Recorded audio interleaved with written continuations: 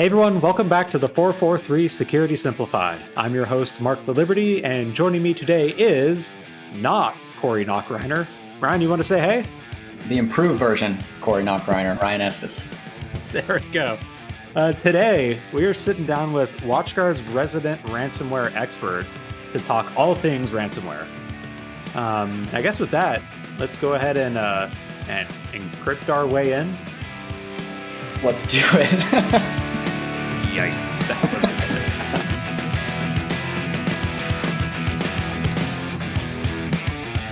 it. So, Ryan, I want to start today's episode by plugging a really cool tool that you not only just came up with, but spearheaded the development of and are currently the lead maintainer of it.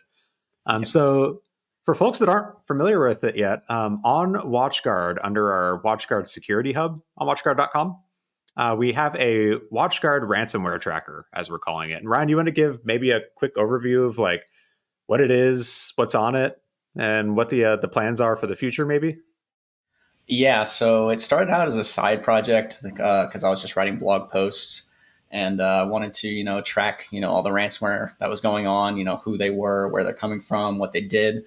So I had a giant Excel sheet that just tracked all the ransomware and all the details about it. And eventually I was like, hey, this could be useful. So I pitched it to you and the team, of course. And it kind of just evolved into what it is now. It's on the WatchGuard website and just adding to it, make it better. It's currently in beta. So just getting all the ransomware-based entities and encryptors and all that, and just adding to it as we go. It's kind of like a wiki, if you will. It's pretty awesome. So it includes info like affiliates of different ransomware threat actors, like extortion links, decryptors, whether a decryptor is available, even information, not the names of victims, but information about victims that have been targeted. And yeah, so victims is going to be the only thing we kind of mask because we don't want to just put people on blast. But everything else is kind of free game. Their crypto ransomware or their crypto wallets, post that, their talks or any communication methods, their emails, aliases, pretty much anything is fair game besides victim names, which we do track the victim names, but they're masked. We don't publish those. Yep. My favorite part, so you track the types of extortion that they do. Yeah, that's one of the most interesting ones for sure. Wasn't there one you pointed out to me about they would literally threaten to hire a hitman and come murder you if you don't pay the extortion demand? Yeah, I think it was more of a threat. I don't think it actually happened, but that was the Bloody, aptly named the Bloody ransomware group that we're talking about, hiring a hitman to get their money from someone. And so that was added to an extortion type. If it happens or is a threat, it's added to it. So we have about, I think, 20, 25 extortion types now and more every day. I think I just added the Alpha Group, or Black Cat, as they're most known as. They reported to the SEC a company that they breached and said, hey, we know they got breached because we did it. So they report them to the SEC. So I added, regulatory, I think it's called regulatory something, complaint. Yeah. Yeah. Regulatory complaint, something like that. That's insane. Just added. Well, anyways, if you're interested in the ransomware tracker, you can probably just Google WatchGuard ransomware tracker, and we are the top result there. Otherwise, search for the Security Hub on WatchGuard.com, and it's one of the items linked off there. So for today, Ryan, I brought you on because you are our resident ransomware expert. Not because, you're an operator, but because you are firmly ingrained in researching ransomware threat actors and the different variants that are going on, and stay finely tuned into their different, what do we call them? Hit lists or victim notification blogs or whatever. Yeah, there's not really a name for it. We can go with that. Sure. And so today there's been a bit of a rash of recent ransomware news that you've been sharing with the team, and I thought it'd be fun to get you on and chat about some of it. Yeah, absolutely. And the first one I think we should cover is a ransomware group that I had never heard of until a couple of days ago when you brought it to our attention. And that was, oh man, how do you, Mogilevich? Mogilevich, yeah. Mogilevich, but it's Mogilevich, really. Mogilevich, okay. Yeah. You want to give a quick background on who they are and kind of how they came to your line of sight? Yeah, so Moglovich is actually a fraudster, a notorious transnational crime boss, but also they're in the name of some ransomware group that just popped up maybe 3 weeks ago or so, mid February, late February. Yeah, they just popped up out of nowhere. I saw people start to talk about them on, the community, research community. And I was like, this group kind of seems full of crap because they started posting right away big names without, a sample or a ransom note or any hashes or data or pretty much anything. They just said, hey, we breached them. I was like, okay. And then they started publishing big names like Kik and Sheen and DJI, the drone company, and Infinity USA, the Bangladesh police. So just all big names, and just start getting a hunch that they were full of crap. And yeah, they eventually were. So Well, so I guess pausing for a second, like normally ransomware operators, they've got their little victim blog where they talk about the latest company that was breached. Do they typically provide some sort of proof on there? Yeah, they'll provide like a few files or like a file directory saying, hey, this is what they look like. We're proving to you that we breached them and we have this data without giving you all the data, because that's how they make their money, is either ransom extortions directly from the victim or they sell it to other criminals or whoever wants it, whatever, something like that. Okay. Makes sense. And so in this case, I remember you pointed out they claimed they had hacked Epic Games as well too. So the makers of Fortnite and quite a few other very popular games said they stole like 200 gigabytes of internal data, including like email addresses and payment card information too. And Epic came out afterwards saying, we're investigating, but so far we found zero evidence for this at all. Yep. And you want to maybe fill us in on what happened after that and how the cat got let out of the bag? Yeah, so they published Epic Games, which immediately I'm like, well, crap, because there was no data with it. And they actually posted an update to that post saying like, we have this, we're going to sell it, blah, blah, blah. And Epic Games came back and said, no, there's no intrusion. And so maybe a few days ago, a week or so ago, they posted again saying, here's the data, blah, blah, blah. And so when you click on that post, it actually was a text file saying, nah, we're just kidding. We're a bunch of fraudsters and we tricked a bunch of people into other criminals that wanted the data or access to a ransomware panel that didn't exist. They tricked them. So they actually ransomed other criminals instead of the victims they claimed. So whole fraud syndicate worthy of the Moglovich name. It's technically still cybercrime, but this was cybercrime that preyed on other criminals. And so like morally, I feel like, you know what? Sure, go for it. Morally, yeah. Because the note that you're highlighting, the first couple sentences were pretty funny. They go, unfortunately, this link led you to an important announcement of our business instead of evidence of a breached database. You may be wondering why all this, and now I'm going to explain everything you need. In reality, we are not a ransomware-as-a-service, but professional fraudsters. Yeah. And they went on to talk about how they tricked people out of one person out of $85,000 allegedly. Someone went to go buy the DJI leaked data, and they ended up getting talked down from 100,000 and said, "Okay, sure. How about we'll sell it for you for 85,000," and basically just stole their money. They did exactly what they usually do, which is why they were probably tricked into it. They were just selling the initial access or the data to that company, and someone's like, "Okay, I'll buy it, whatever." But yeah, that ransom note or that letter that you were just talking about and kind of the description of what it was is actually on our ransomware tracker. So if you want to check that out, nice. It's on there. It's all on there. What's your thoughts on it, Ryan? Like hackers hacking hackers, or not even hacking, in this case, just straight up fraudster. It feels like it. I don't know. I'm curious what your thoughts are.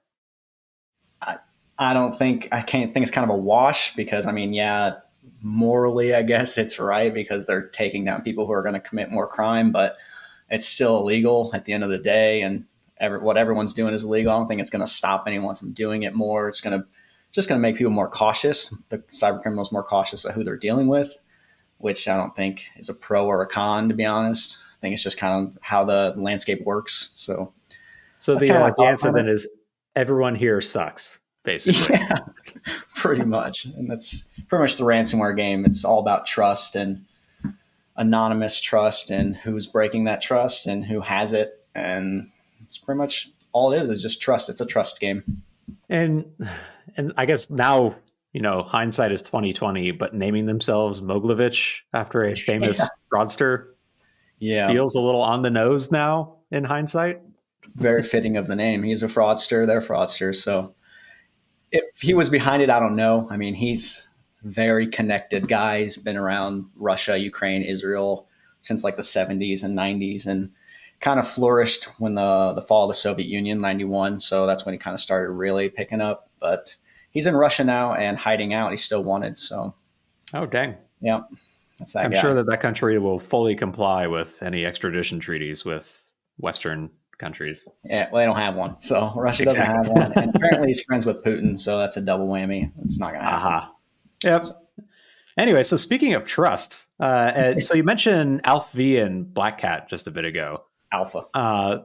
Yeah, how do you pronounce like alpha? It's technically alpha. Yeah, that's how they pronounce it.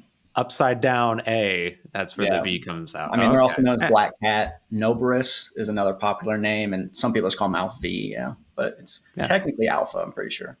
Some people, me included, apparently. Yeah. And so we actually talked about them on the podcast, actually a while ago now with a recent takedown. But 2 weeks ago, they had a pretty substantial ransomware attack against Change Healthcare, one of the largest U.S. healthcare payment processors. That this one made the news because it took down a bunch of pharmacies, a bunch of healthcare providers, and made it difficult for, I think it was like Optum is the parent company, to even fill like mail order subscriptions. I believe it was United Health. Yeah. Yeah. Pretty nuts. So, Ryan, what's the news on this one that you wanted to share with us? So the Alpha, the Change one. So apparently an affiliate of Alpha ransom Change for 22 million, allegedly. We don't have proof. There's blockchain proof of 22 million being moved around. And we kind of assume that that's a ransom because 22 million just doesn't get moved around for no reason. It's a lot of money. So, yeah. It's fitting. The ransom is fitting for who it was. So it kind of makes sense. And they asked for these huge ransoms anyway. I think MGM, which is was breached by the same group, Alpha. They did a huge ransom like that too. So the news of this one is they basically after they did this, they did an exit scam. So they acted like the FBI and law enforcement seized their domain, which they actually did a few weeks or a month or so ago. Their old one they reopened, and they act like this one was also seized, but based on pretty much what everyone's saying, and like you can go into the source code and see that like it doesn't look similar to other takedowns. You can kind of assume that this was an exit scam. And if you don't know much about ransomware operators, there's usually two ways out of the ransomware-as-a-service industry. It's either getting arrested or exit scamming, scamming other people and saying, bye, see ya. And so that's basically what they did. They're still not up. I've actually taken them off the active list this morning because pretty sure they exit scammed. And their Tox account, which is their signal-like communication service, end-to-end encrypted, they have a status, if you will, that says 5 million for our source code. So they're trying to basically sell their source code and get out of the game. But interesting. From previous experience, they're probably just going to rebrand and come back as something else. Yeah, so there's a lot to unpack in this one. Like, so first off, you mentioned like checking out the source code for their website. I saw it was like some other researcher found that the way that the takedown notice was displayed on there, it looked like it had literally just been file save website from some other takedown notice and pasted on top of it. Like that was a pretty immediate red flag. Yep. And you mentioned one of the affiliates. So they even posted on some underground forum basically saying, we got the 22 million from Change Healthcare. And then Alpha just disappeared. And they kept giving me the runaround. They wouldn't pay me out. They're scamming me. And they basically made off with it. Yeah. I mean, after 22 million, they're probably like, see ya, we got what we wanted.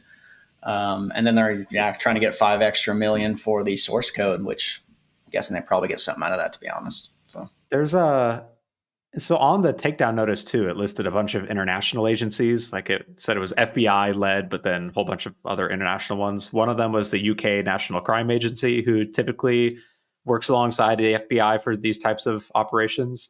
Yep. But the UK NCA said, actually, there was no such takedown. We had, or at least we had no part of it. And the FBI has declined to comment. So it does look like this is totally BS, and they just took 22 million and ran. Yeah. The other giveaway there is the NCA. The only takedown they've been ahead of, from my knowledge, is the Lockbit one that just happened. So they kind of sounds like they just copied that and pasted it, because it was a very unique takedown page too. So I don't remember exactly what it looked like, but I think it was the same. So that would make sense. And I see what your point is like. So in ransomware, and it feels like for ransomware operators, like you mentioned the Lockbit takedown, which we'll talk about in a second, but I feel like federal law or international law enforcement agencies are getting better and better at these disruption efforts. yeah. And we've even seen some folks arrested recently too, associated with Lockbit specifically. So it seems like it's starting to get a little hot in the kitchen, and it makes sense why ransomware operators might be pausing and exiting out while the getting is still good. Mm-hmm. So fundamentally, it makes sense why they would steal $22 million and go bail, and then maybe in like 2 years come back under a different name. Yeah, some groups have slowed down, but for the most part, it's kind of just the same besides Lockbit and Alpha. But those were like the big two. They like were, the right? Two. So it's good. It's good news. Hey, fewer ransomware operators is good. And this is another one where, they scammed a affiliate and stole their money. And you know what? I'm going to say that's a net positive also, because that, in my hope, would discourage more affiliates from sticking their neck out, doing all the work, and then potentially risk just not getting any money out of it too. So, you know what? I'm happy for it. Yeah, I think it's a net loss, because the 22 million still came out of the company. It's still real people that are getting affected. It's just more people that aren't good people are getting affected. So that is a good point. Like, unfortunately, this means the administrators or developers at Alpha are probably buying new Ferraris in Moscow right now. Yeah, unfortunately so. What can we do? Which is pretty frustrating. But who knows? I know like Alpha is on the radar of the FBI. I'm willing to bet at some point they're able to at least unmask folks so they can never leave Russia again. I'm making assumptions that they're in Russia. I feel like that's probably a pretty fair assumption that they're in Russia. Pretty fair assumption. Yeah, I think Alpha had previous members from Are Evil or Conti probably, but I don't know that off the top of my head. I don't want to say that, but I think so. That would make sense. And it also makes sense what you said about them kind of bouncing back after the fact. I feel like it is still, unfortunately, a very lucrative business for these folks that have zero moral compass at all. And it's going to be tough to stay away from the opportunity to make millions again. Yeah. And the folks that are in Russia, since there's no extradition treaty or whatever, I think they have more incentive to do it, because as long as they don't attack people in Russia, and this is why a lot of malware has code that does geolocation. It says, hey, if you're in the CIS countries, which is the Commonwealth of Independent States, aka like the old Soviet Union, then they're like, okay, well, if you're not attacking us, we don't care. Go ahead. So that is the annoying thing with these kind of safe harbor areas for them. But on the flip side, as soon as they are unmasked and named by the FBI or other international law enforcement, you're never allowed to leave those countries again. Yep. Or you'll get instantly picked up.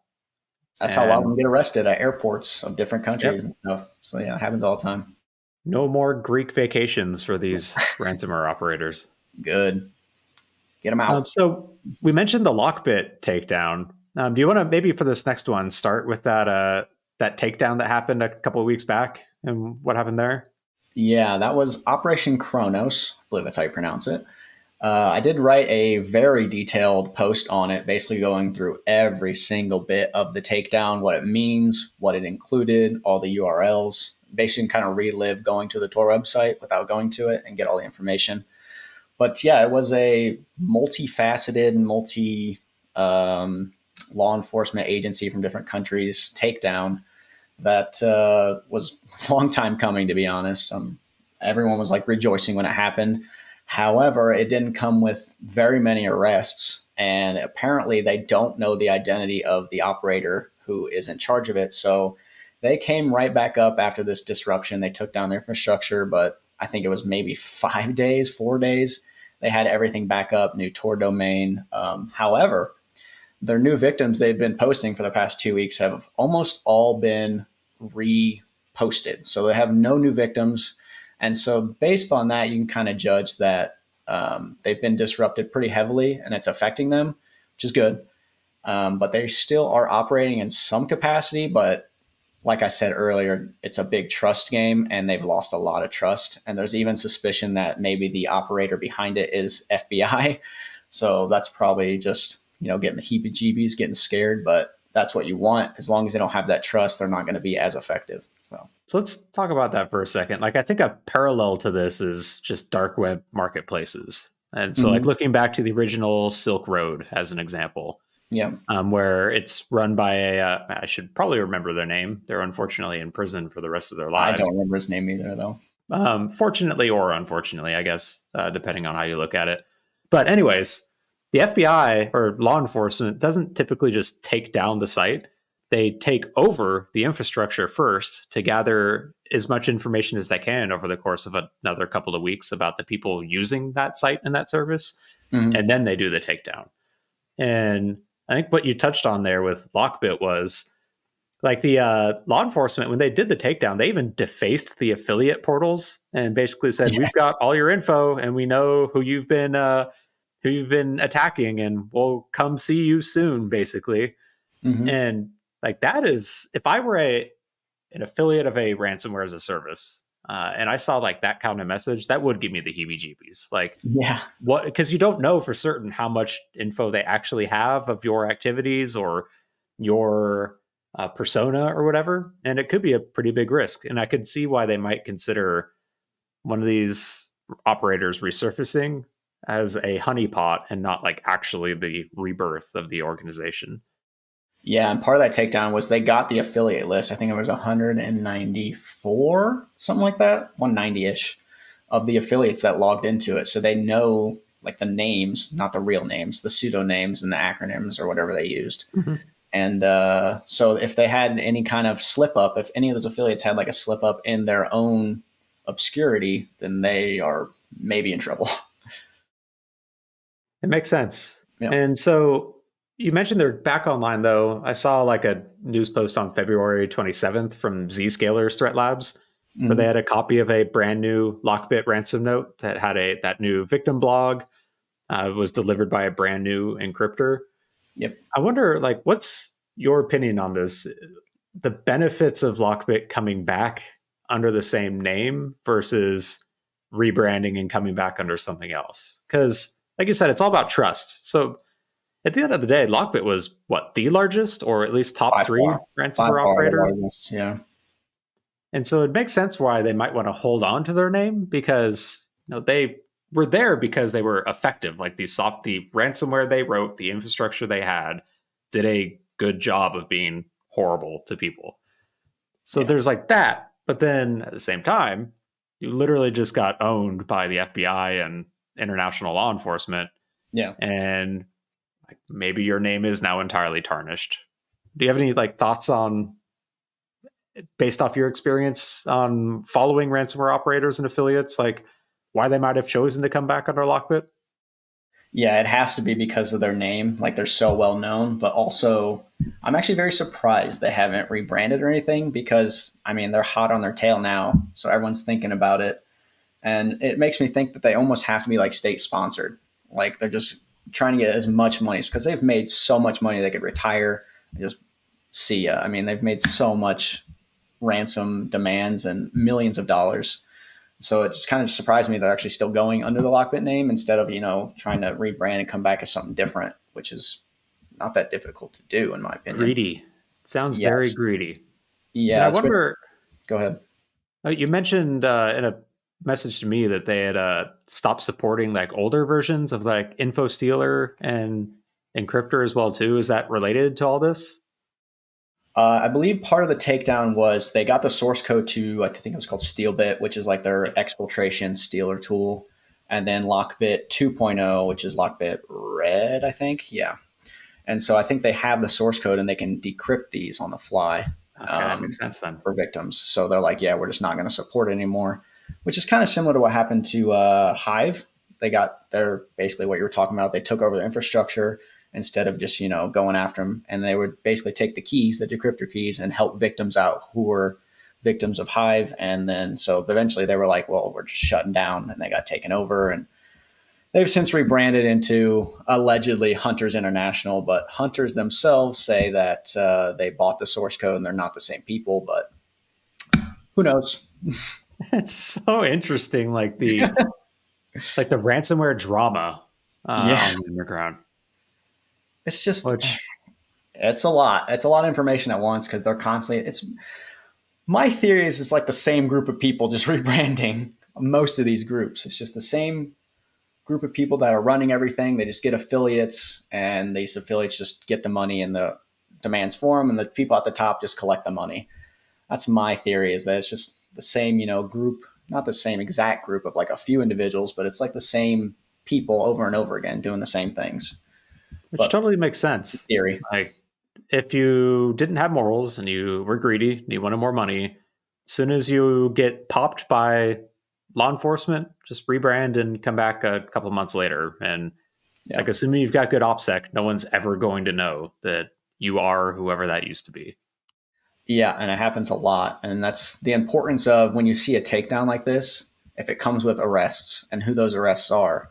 So like, for example, Ragnar Locker got taken over maybe 5 months ago, 6 months ago. But that came with the arrest of the operators themselves. So Ragnar Locker is no more. Like, they're gone. And so are the operators. So the things like Hive disruption, they took them down, but they didn't arrest the people responsible. So they're just going to keep going. And so it's two things. It's a takedown plus arrest. If you see just a takedown, probably going to come back. And there were a couple of arrests for like affiliates of Lockbit during that takedown. But like you mentioned, like the DOJ right now is offering $15 million as a cash reward for any information that leads to the arrest of the leader of Lockbit. So for offering that much money, they probably don't have a strong lead right now. I agree with that. And we thought they were part of the takedown was like, who is Lockbit Sup? And we're all waiting. It was the last post going to be released. I'm like, I stayed up till midnight to wait for it. And they delayed it. But they were like, he drives a BMW and he doesn't live in the Netherlands. I'm like, okay, thanks. It really narrows it down. Yeah. Jeez. Yeah. But whatever. Man, so I guess these were the really big news articles or news pieces from the last few days. It's been a pretty busy month for the last month or so for ransomware operators and affiliates. Yes. I imagine your work is still cut out for you, Ryan, on keeping our ransomware tracker up to date with all the latest evolutions coming through. Yeah, it's a full-time job. It's a side project, but a full-time job. But I'm working on automation. It's getting there. That's why it's in beta. And so once automation we'll get more groups, more info, more whatever people want, really. That's awesome. Yeah. Well, thanks, Ryan. I appreciate you taking some time to hop on here and chat ransomware with me. Yes. Maybe by this time next year, we'll be having to talk about how ransomware is all gone because no one has been paying ransom demands lately. And the world is all happy again. I can dream. Highly doubt that is going to happen. But I agree. Yeah. Anyways, thanks, Ryan. I appreciate it. Thank you. Hey, everyone. Thanks again for listening. As always, if you enjoyed today's episode, don't forget to rate, review, and subscribe. If you have any questions on today's topics or suggestions for future episode topics, you can reach out to us on Instagram at WatchGuard_technologies. Thanks again for listening. And thank you again, Ryan, for hopping on. And you will hear from us next week. Yep. Thanks for having me.